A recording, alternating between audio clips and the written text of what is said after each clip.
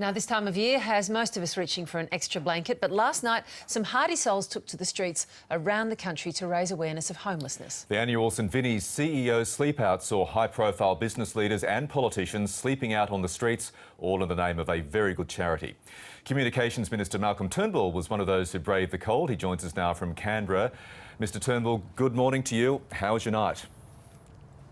Oh, it was good. It wasn't that cold actually. It was quite balmy by Canberra standards. I think the lowest it got was 3 degrees. Well, that is warm by Canberra standards. Were you joined by any of your cabinet colleagues there? No, no, there weren't any. There were lots of mostly public servants. I normally sleep out in Sydney, where I live and where my electorate is, but I had some commitments here this evening, so I did the sleep out here.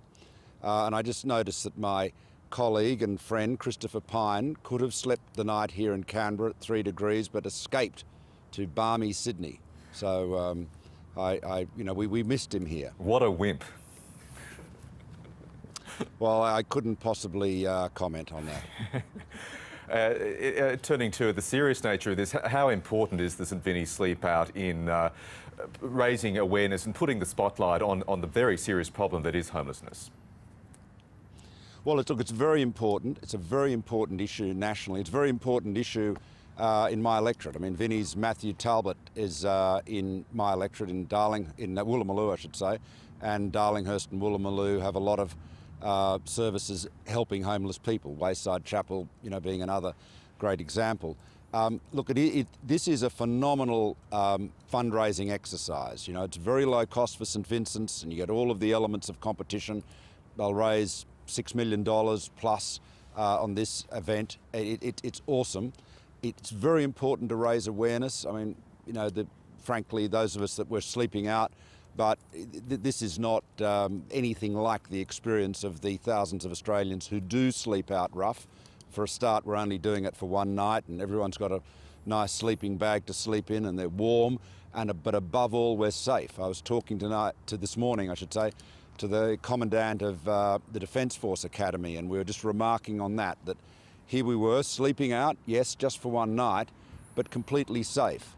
Australians who are sleeping rough every night are vulnerable and are all too often abused and attacked, doing that. So we just have to this is a time to focus on that problem and remember there is no substitute for generosity and compassion and supporting the work of great organisations like Vinny's.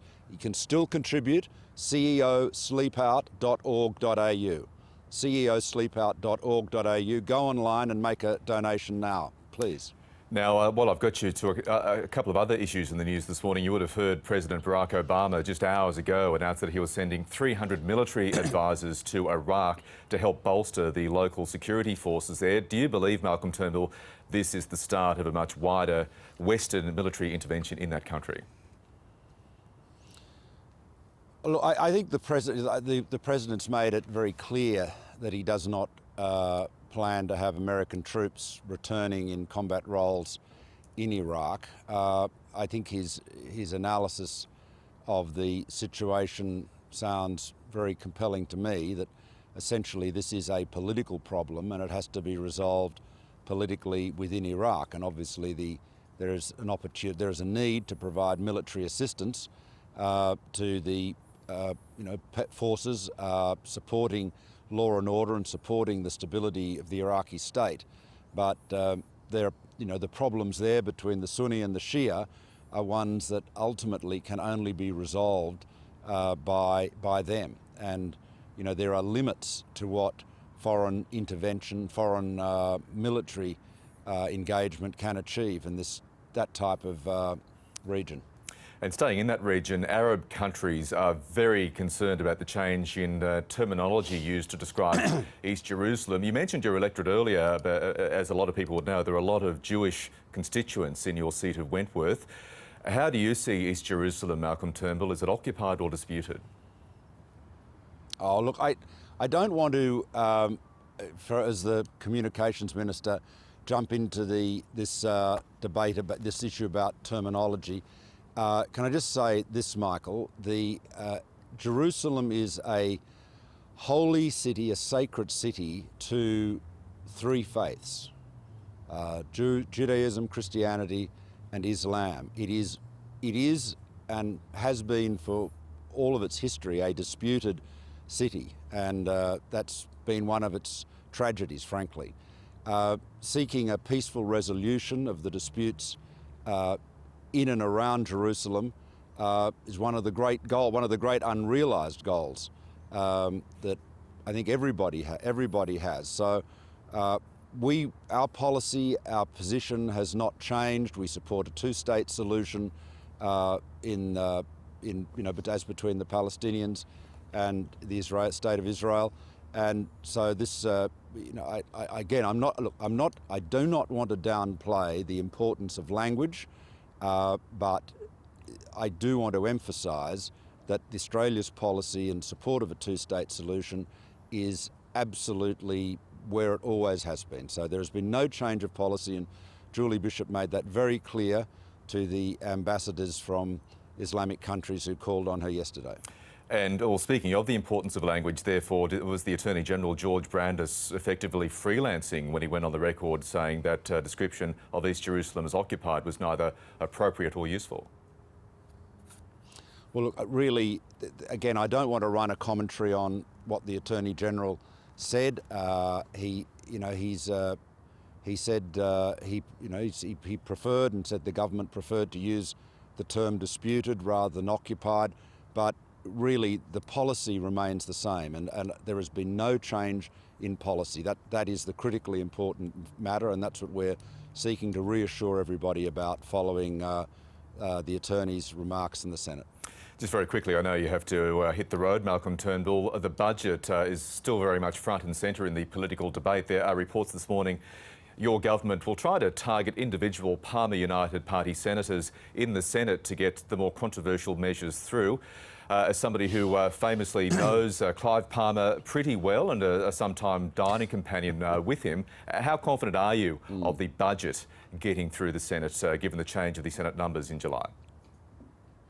Look, we're confident of it being passed by the Senate, but you can't take anything for granted. You have to work hard in this business to secure every vote. We don't have a majority in the Senate, so obviously, and we won't have one after the 1st of July, and so we will seek to persuade every single crossbench senator of the merits of our proposals, and I'm confident that they will see that our budget is what the country needs. I think they'll recognise that the Labor Party is not proposing any alternative plan. I mean, let's be frank, Michael. I mean, we know that this is a tough budget, and we know that many of its measures are unpopular. But Australians know that we have to address the budget problem. We are spending more than we're receiving in revenue, and if you do that indefinitely, you end up with a gigantic debt, and that's where we were heading under Labor. So something has to be done. We have proposed a set of measures that will get the budget back into balance. The Labor Party, which criticises us uphill and down dale, has no alternative plan. Their alternative plan, and it's not really a plan, but their alternative is just a muddle on leading us to $667 billion of debt within the decade. I mean, it is the most reckless response. You would think that Bill Shorten had enough respect for the Australian people that he would actually propose an alternative budget. He doesn't have to like any of our measures. He doesn't even have to support them. But surely he has an obligation to the Australian people to put up an alternative that will fix the budget problem. And in the absence of doing that, he is seen as a thoroughly irresponsible opposition leader and not worthy of being described as an alternative Prime Minister. Because if you want to be an alternative Prime Minister, you've got to show what you would do if you were Prime Minister. And he's failed to do that. And just finally finishing up with that other very big important charity event of the week, that being the Midwinters Ball at Parliament House. Some punter, as you know, paid more than $10,000 for a home-cooked meal at the Turnbull's house. So Malcolm, the pressure is certainly on, isn't it, on the culinary front? Well, it is, and I'm going to the Julie Bishop, Lucy, my wife, and I are hosting the dinner, and I'm going to recreate the yabby pasta dish that was featured on Annabelle Crabb's kitchen cabinet, and we're hoping to invite Annabelle to join us. So it should be a very good night. But I have to, the yabbies I cooked for Annabelle, I caught in the dam on our farm in the Upper Hunter. So I'll have to find some local yabbies in Canberra. I'm not sure whether there are any in Lake Pearly Griffin, but maybe there's a friendly... In fact, any yabby farmers in the Canberra district, please do not hesitate to contact me. There you go. We have a big Canberra viewership. I'm sure you'll get a couple of offers. Very quickly, we had also a lot of comments. Do you think I'll get a few nips? A few nibbles? Yes, very good, very good. There were a lot of comments from our viewers about your outfit on Wednesday night. One viewer said you were paying homage to the Beatles. Another one described it as very Cardinal-esque. Tell us about it, Malcolm Turnbull. Well, it's just a Chinese coat, that's all. It's a black Chinese coat. And several people asked me where I'd got it. I've worn it before as an alternative to a dinner jacket. And naturally, I said that Kevin Rudd had given it to me, but then people started thinking I was serious, so I had to correct that. Sometimes there's a sense of humour failure at Parliament House, you know. I hear you. It's yes. one of my causes to keep. You've got to, you know, if you take, you can't take life completely seriously all the time. It's very dull. It is very lighten up, I say. And that is our motto. Lighten up. We've all got to lighten up. Indeed, and that is our motto on News Breakfast, particularly on a Friday morning. Malcolm You Turnbull. are. Well, you're always very cheery, and it's good to see you in the morning when I see you on television. Although I was woken up by your henchman this morning with bright lights. There I was, gently snoring under the stars, and suddenly there was this bright light. And, you know, I thought, gosh, surely with these terrible cuts to the ABC, I thought to myself, maybe they've obviously still got a few batteries left that they can disturb the Minister for Communications in his slumbers. But it was good to see you all. As Virginia has just pointed out, Malcolm Turnbull, you have never been afraid of a bright light before. You're being disingenuous. Yes, well, there you go. There you go. That's a classically sardonic Triolian jibe. She does sardonic very well. Malcolm Turnbull, thank you very much, and congratulations for taking part in the Sleepout. Thanks so much.